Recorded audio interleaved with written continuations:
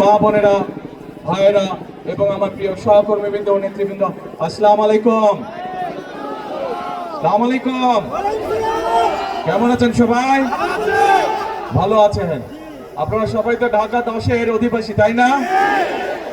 আমারও কিন্তু ঢাকা 10-এর সাথে একটা আত্মীয়তার সম্পর্ক আছে, জানেন তো নাকি? আমিও কিন্তু আপনাদের এলাকারই বলা যায় অর্ধেক অধিবাসী, এই ধানমন্ডি। আচ্ছা, এখন ভাইরা, উপস্থিত মা বোনেরা, আজকে এই যে নির্বাচনী জনসভা, এই নির্বাচনী জনসভায় আমরা অনেক কথা বলতে পারি, আমাদের রাজনৈতিক প্রতিপক্ষ সম্পর্কে অনেক কথা আমরা বলতে পারি, বিভিন্ন জন সম্পর্কে। কিন্তু যদি আমরা এদের সম্পর্কে শুধু বলে যাই, তাতে কি জনগণ বা দেশের কোনো লাভ হবে? জনগণের দেশের লাভ হবে না। জনগণ বা দেশের কি লাভ হবে?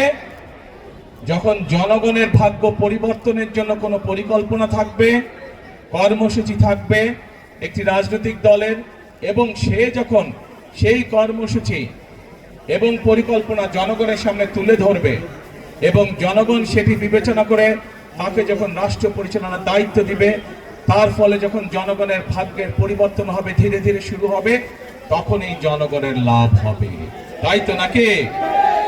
এখন প্রিয় ভাই বোনেরা, এই মুহূর্তে বাংলাদেশে যেই রাজনৈতিক যতগুলো দল আছে, তার মধ্যে আপনারা চিন্তা করে দেখুন, বাংলাদেশের মধ্যে একমাত্র এই মুহূর্তে বিএনপি, বাংলাদেশ জাতীয়তাবাদী দল, তারাই কিন্তু বাংলাদেশের নারীদের কিভাবে স্বাবলম্বী করে গড়ে তুলতে চায়, কিভাবে তাদেরকে শিক্ষিত করে গড়ে তুলতে চায়, সেই কর্মসূচি এবং পরিকল্পনা আছে। এই মুহূর্তে বাংলাদেশে যতগুলো রাজনৈতিক দল আছে, তার মধ্যে বিএনপি একমাত্র রাজনৈতিক দল যাদের পরিকল্পনা আছে এই দেশের তরুণদেরকে, এই দেশের যুবকদেরকে, যারা বিশেষ করে বেকার আছে বা কর্মসংস্থানের অভাব আছে, তাদেরকে কিভাবে প্রশিক্ষণের মাধ্যমে দক্ষ মানুষে পরিণত করে তাদেরকে কর্মসংস্থানের ব্যবস্থা করে দিতে পারবে। প্রিয় ভাই বোনেরা, বাংলাদেশ একটি কৃষি প্রধান দেশ। আমাদের কোটি কোটি মানুষ কৃষি পেশার সাথে জড়িত, নারী পুরুষ সবাই। এখানেও আপনারা যারা আজকে উপস্থিত আছেন, আপনাদের অনেকের পরিবার পরিজন, আত্মীয় স্বজন গ্রামে বসবাস করে এবং তাদের মধ্যে অনেকেই কৃষি কাজের সাথে জড়িত, তাই নয় কি? আপনারা হয়তো প্রত্যক্ষ নাহলে পরোক্ষ অনেকের জায়গা জমেছে, আপনারা পরোক্ষভাবে হলেও কৃষি কাজের সাথে জড়িত। প্রিয় ভাই বোনেরা, আমরা সিদ্ধান্ত গ্রহণ করেছি এই মুহূর্তে বিএনপির একমাত্র পরিকল্পনা আছে কিভাবে কৃষকদেরকে কৃষি কার্ড দেওয়ার মাধ্যমে কৃষকদের পাশে দাঁড়াবে। ঠিক যেভাবে আমরা বাংলাদেশের সকল মায়েদের বা গৃহিণীদের পাশে ফ্যামিলি কার্ড নিয়ে দাঁড়াবো, ফ্যামিলি কার্ডের মাধ্যমে যেভাবে আমরা প্রান্তিক খেটে খাওয়া যে মারা আছেন, গৃহিণীরা আছেন, তাদেরকে আমরা সারা বাংলাদেশ গ্রাম শহর সব জায়গায় তাদেরকে যেভাবে আমরা স্বাবলম্বী করে গড়ে তুলতে চাই, ঠিক একইভাবে কৃষক ভাইদেরকে কৃষি কার্ড দেওয়ার মাধ্যমে, তাদেরকে সহযোগিতা করার মাধ্যমে আমরা তাদেরকেও স্বাবলম্বী করে গড়ে তুলতে চাই।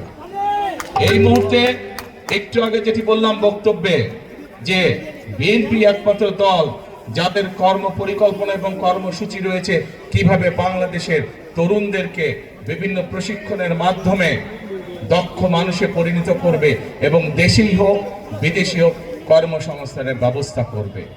আমাদের পরিকল্পনা রয়েছে কিভাবে আমরা সারা বাংলাদেশের স্কুল শিক্ষকদেরকে আমরা কম্পিউটার প্রদানের মাধ্যমে আমরা ধীরে ধীরে তাদেরকে এমন একটি অবস্থানে নিয়ে আসবো যেখানে তারা প্রত্যেকটি শিক্ষক কম্পিউটার সিস্টেমের আওতায় এসে তাদের ছাত্রদেরকে সঠিকভাবে শিক্ষা প্রদান করতে পারবেন। প্রিয় ভাই বোনেরা, বিএনপি একমাত্র দল যারা পরিকল্পনা গ্রহণ করেছে বাংলাদেশে, সেটি শহরেই হোক গ্রামেই হোক, প্রান্তিক মানুষ যারা আছেন, খেটে খাওয়া মানুষ যারা আছেন, তাদের কাছে কিভাবে প্রান্তিক চিকিৎসা সেবা পৌঁছে দেওয়া যায় স্বাস্থ্যকর্মী নিয়োগ করার মাধ্যমে। আমরা পরিকল্পনা গ্রহণ করেছি 1 লক্ষ স্বাস্থ্যকর্মী নিয়োগ করব আমরা সারা বাংলাদেশে, যাদের মধ্যে শহরে গ্রামে সকল জায়গায় মানুষকে তারা চিকিৎসা সেবা পৌঁছে দিবে।